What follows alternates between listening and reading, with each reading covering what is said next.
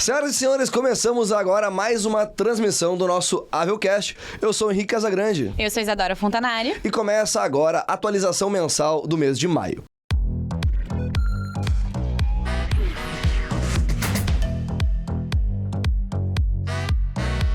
Para fazer o alinhamento de sempre, nosso início de live com o pessoal de casa, a gente vai começar falando de mundo, trazendo aí o que está acontecendo nos Estados Unidos, na Europa e também na China.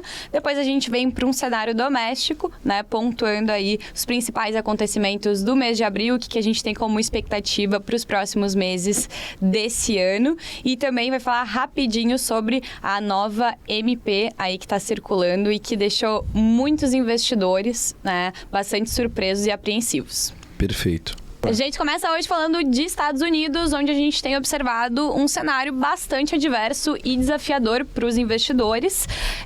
Um momento de mercado, de um modo geral, com diversas incertezas, né? A gente está passando aí de uma desaceleração econômica para, de fato, um momento de recessão lá fora por conta dessa política monetária mais restritiva aí que tem sido adotada pelo Fed, buscando controlar a inflação. Exatamente. E, obviamente, a gente sempre traz nas nossas atualizações e nas nossas transmissões, de forma geral, que essa decisão, seja através do Fed nos Estados Unidos, do Copom aqui no Brasil ou do Banco Europeu, elas são baseadas em alguns indicadores, né? Esses indicadores são métricas da economia, da geração de emprego, do índice de desenvolvimento da indústria. E tudo isso ajuda, né, essas instituições, esses órgãos a tomarem a melhor decisão. O grande ponto é que nesse momento, traduzindo de uma forma muito simplista para quem nos escuta, o Fed precisa que a economia desacelere. Ele precisa que a economia, de certa forma, pare de crescer momentaneamente, obviamente para que a gente tenha um alívio na inflação. E hoje saiu um dado pela manhã, que é o payroll, que é a geração de emprego nos Estados Unidos, e esse dado veio acima do consenso, o que pouco ajuda nesse controle inflacionário, né, Isa? Exato. A expectativa que se tinha era de uma criação de empregos de 180 mil, e na verdade o dado veio em 250 mil novos empregos criados lá nos Estados Unidos. E por que esses dados são relevantes, como o Henrique muito bem colocou, né? Para que a gente venha a ter uma redução de inflação, a gente precisa tomar um remédio amargo, que é o quê? Juros num patamar mais elevado. Juros num patamar mais elevado acaba reduzindo, né, a demanda agregada e que faz também com que a gente tenha um aumento da taxa de desemprego. E a gente está observando, com base nesse dado que o Henrique acabou de colocar, que não necessariamente, né, a gente está tendo uma trajetória linear aí desses dados de desaceleração econômica lá nos Estados Unidos.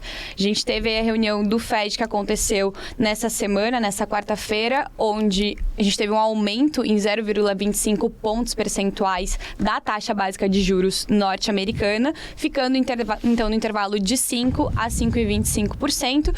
E esse é o intervalo que os analistas da XP hoje consideram como suficiente para que a gente venha a observar uma inflação convergindo para a meta ao longo dos próximos meses, enfim, dos próximos anos. Eles não apontam uma redução de juros ainda nesse ano de 2023. Isso deve acontecer de uma forma mais gradual ao longo de 2024, finalizando o ano de 2024, então, na casa ali dos 13,5%, para que daí sim, em 2025, a gente volte a ter uma taxa de juros real lá nos Estados Unidos num patamar neutro em torno dos 0,5%. Exatamente. E quando a gente olha para a questão de taxa de juros nominal, olhando única e exclusivamente para o número, por vezes o investidor pode pensar, mas os Estados Unidos está com juros na casa de 5%, o Brasil a gente vê um número muito maior, mas a gente não pode esquecer que são economias completamente diferentes. 5% para uma realidade americana talvez seja até mais impactante do que os 13,75 aqui no Brasil. É claro que o mercado lá também não gosta, o mercado está esperando justamente isso que a Isa trouxe, dessa redução, mas tal como a gente vê essa análise da XP, de um patamar, de uma banda, né? Que a gente enxerga essa alta de juros realmente impactando para redução da inflação, agora finalmente a gente consegue enxergar de forma mais eficiente essa mão do Fed. Obviamente a gente não enxerga isso sendo de um dia para o outro, né? Existe essa elevação da inflação e depois existe essa elevação da taxa de juros e depois de um tempo a resposta do mercado gradual a isso. E claro, à medida que a gente for enxergando, né, uma redução da inflação norte-americana, obviamente o Fed tende a aliviar um pouco mais essa restrição, essa elevação de juros para que o país volte a ter o crescimento, mas de uma forma sustentável. O crescimento ele não pode ser baseado em subsídios do governo, porque senão não existe aí um crescimento orgânico, que foi justamente o que teve que acontecer no momento da pandemia, por motivos de forças maiores, que foi, obviamente, toda aquela questão, né, sanitária global, que o governo teve que intervir para que não houvesse um colapso ainda maior. Exato. E vale destacar também que a crise do setor bancário norte-americano não é um assunto ultrapassado, um assunto que já foi vencido. O que se enxerga hoje de cenário nesse sentido é realmente uma turbulência e muita especulação no que diz respeito a esses papéis hoje lá fora. Mas sem uma perspectiva de que se tenha um maior risco sistêmico aí para a economia de um modo geral. Bom, saindo dos Estados Unidos, indo para a Europa, a gente não vê um cenário muito diferente. Na verdade, a gente vê um cenário bem em linha com o norte-americano, né? Então, o Banco Central Europeu também fez uma elevação de juros na casa de 25 pontos percentuais, porque a gente também enxerga por lá uma inflação altista. O cenário para não dizer que é igual, ele é muito parecido, né? O Banco Central tentando controlar justamente essa curva inflacionária e tomando aí as medidas cabíveis no que tange uma restrição econômica um pouco mais severa, né? Exato. O que a gente tem também como novidade de cenário foram os recentes acordos com relação aos salários, né? E também uma margem mais alta de lucros corporativos. A sinalização que a gente tem aí da presidente do Banco Central da zona do euro é de que a gente teve esse aumento de 0,25 pontos base e que eles vão continuar com essa política monetária mais contracionista ao longo dos próximos meses, mas em um ritmo um pouco menor. Tem um ponto também que a gente gosta de salientar, tal como nos Estados Unidos, a gente não pode deixar de lado como um assunto vencido a questão dos bancos. Na Europa, a gente não pode esquecer do conflito entre Rússia e Ucrânia. Não é um conflito que remete somente à Europa, mas quando se fala de inflação hoje, a guerra entre Rússia e Ucrânia, ela traz para o mundo como um todo uma inflação implícita de 2%, porque são países que são exportadores, né?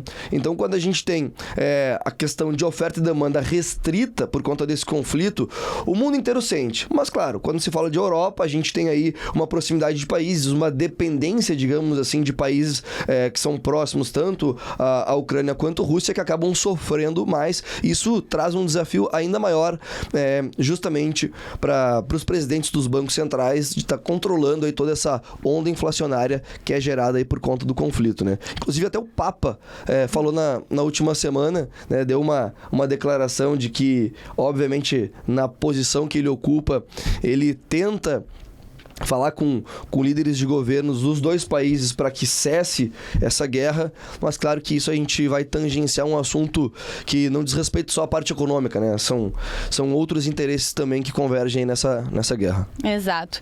E na contramão do restante do mundo, a gente tem a China, né, que apresentou um resultado acima do esperado com relação ao crescimento do PIB nesse primeiro trimestre de 2023. A gente teve um crescimento, um avanço aí de 4,5% quando a gente compara com o mesmo período do ano passado, e esse crescimento ele veio principalmente de algumas frentes como exportações, o aumento de investimentos na parte de infraestrutura e até do setor imobiliário, que está mais aquecido por lá, mesmo que nos últimos meses não tenha crescido assim de forma tão positiva. A expectativa é que de fato o país venha a ter um crescimento bastante significativo nesse ano de 2023. Hoje a XP tem como uma projeção que o PIB chinês vai crescer cerca de 5,6%, e isso muito pautado pela questão do consumo, né? Porque por lá hoje a gente tem um nível de confiança e o nível de poupança das famílias estão realmente num patamar significativamente elevado. Quando se fala de consumo de China, a gente não pode esquecer que existe um diferencial significativo. A proporção populacional lá é muito maior do que Estados Unidos, do que Brasil, então eles têm uma vantagem no que diz respeito a isso. A gente tinha na última atualização mencionado que a projeção era de um crescimento de 5%, e nessa de agora a gente já traz um crescimento, pelo menos apontado pela XP, de 5,6% de PIB. E como eu falei, quando a gente fala de PIB, qualquer 0,5% é uma diferença muito grande. A gente não pode esquecer também que, olhando para a China de 2022, nós tivemos um crescimento de 3%, ainda que o país tivesse uma política muito restritiva de fronteiras baseada na política de Covid-0. Nesse ano de 2023, a gente enxerga essa questão do Covid mais branda, né? O que tende a favorecer a economia chinesa, mas não só a chinesa, também a do Brasil, que a gente vai comentar agora. Exato, essa é a nossa próxima pauta, porque justamente, né, essa recuperação da economia chinesa, ela acaba sustentando o preço das commodities agrícolas e também energéticas num patamar mais elevado, e é justamente isso que a equipe da XP traz hoje como um ponto principal para que a gente tenha aí uma expectativa de PIB para o Brasil em 2023, que na nossa última atualização estava na casa de 1%, se elevando para 1,4%, né? Porque a gente tende a ter aí as exportações brasileiras com uma maior força, ou seja, tendo uma expansão ao longo aí desse ano, dada essa questão dos preços das commodities e também de uma demanda externa muito sólida para esse tipo de ativo. É claro que, em contrapartida, a gente tem uma redução aí da atividade doméstica, né? Tendo em vista aí que os efeitos de uma política monetária mais contracionista, que é o que a gente está vivendo aí desde o início de 2021, é também um maior endividamento das empresas e das famílias, e naturalmente isso acaba aí repercutindo, né, na economia de modo geral. Perfeito. Quando se fala de China, na questão de commodities, é legal a gente trazer uma correlação com o Brasil. Afinal de contas, é uma das principais parceiras comerciais do nosso país. Em alguns itens é a principal, né? Então, o Brasil ele tem boas relações tanto com os Estados Unidos como China, em vários produtos, em várias commodities. Vale aqui salientar o minério de ferro e soja. Minério de ferro, quando a gente fala, por exemplo, de mudanças do preço do minério na Bolsa de Dalian, as empresas aqui elas são altamente impactadas, né? A gente teve nessa semana, na quinta-feira, Vale caindo mais de 3%. Uma das empresas que mais faz peso no nosso índice.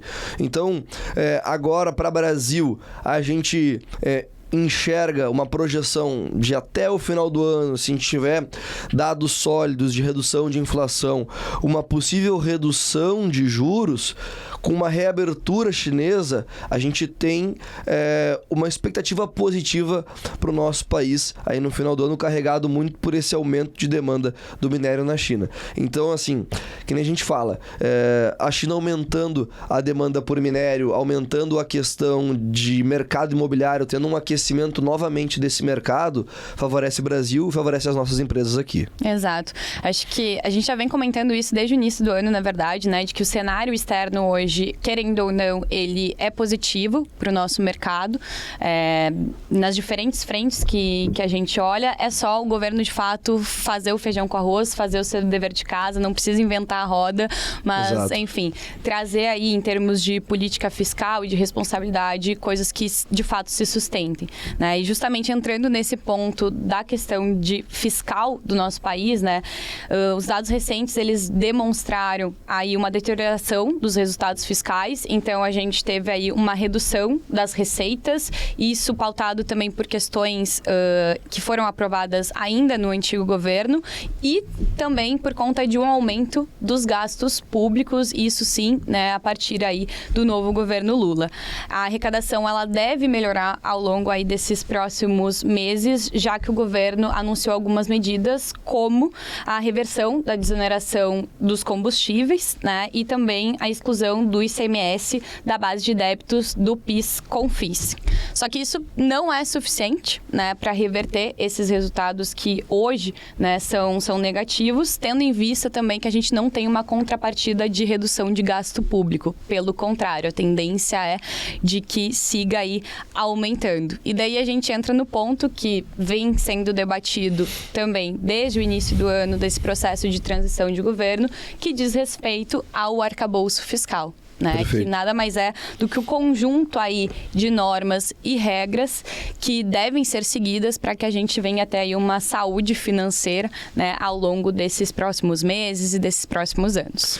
Desde o início o governo sinalizou que talvez a principal diferença entre o governo Bolsonaro e o governo Lula seria um aumento considerável dos planos sociais, das medidas sociais, e a grande dúvida, o grande ponto de interrogação seria justamente aonde isso entraria no orçamento, né? Então o mercado como um todo aguardava esse arcabouço fiscal e principalmente a viabilidade dele. Então eu gosto de ser ainda mais simplista. O arcabouço fiscal, de uma forma muito simplista, nada mais é do que o orçamento de gastos e receitas que um país pode ter. Então, quando se busca aumentar programas sociais, leia-se aumentar gastos sociais, não que isso não seja necessário, muito pelo contrário, é muito necessário, a gente precisa entender aonde isso entraria de fato nas contas. É necessário que a gente faça isso de uma forma responsável. Exatamente, a ponto de não aumentar a dívida que o país já tem. Então, quando saiu o arcabouço, o ponto que o mercado gostaria de entender era a viabilidade disso, de transformar, segundo as palavras do Haddad, um déficit em um superávit. Só que a gente dificilmente faz isso sem aumentar a receita. E a forma que o governo tem para aumentar a receita é aumentar os tributos, aumentar os impostos.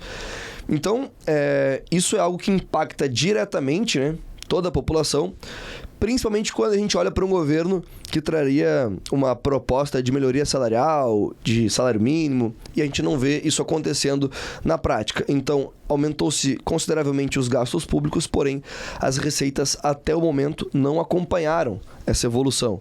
E aí que está o desafio justamente de conseguir transformar esse quadro negativo em um quadro positivo ali até o primeiro trimestre de 2024. Exato, e lembrando que só a partir de um arcabouço fiscal de fato crível é que a gente vai ter a inflação vindo a convergir para a meta e que daí sim o Banco Central pode fazer ali as sinalizações de redução, né, em termos de taxa de juros e no que diz respeito à política monetária, né? O arcabouço fiscal ele foi formalmente apresentado aí ao Congresso. O Haddad, em uma entrevista que ele concedeu recentemente, disse que a aprovação deve acontecer até maio e que não deve ter nenhum problema para passar essa pauta aí, tanto na Câmara dos Deputados quanto no Senado.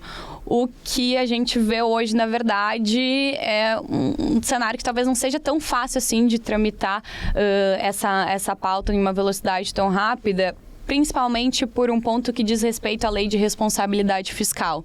O arcabouço, da forma com que ele foi apresentado, né, além aí de uma mudança significativa que a gente tem da antiga lei do teto de gastos, onde o governo não podia, né, gastar no ano subsequente acima de inflação, agora pode, respeitando aquela banda ali de 0,6% a 2,5%, porque basicamente se tira o incentivo para que o governo ele venha perseguir esse ajuste fiscal, né? Então, esse é um ponto muito importante. Querendo ou não, a gente teve um afrouxamento das penalidades e isso pode acabar refletindo de uma forma muito direta em como vai se comportar o atual governo frente aí essas métricas que ele mesmo traz. Exatamente. Né? Porque o que acontece? Ele define qual é o objetivo, só que ele tem que ter um comprometimento em cumprir com isso.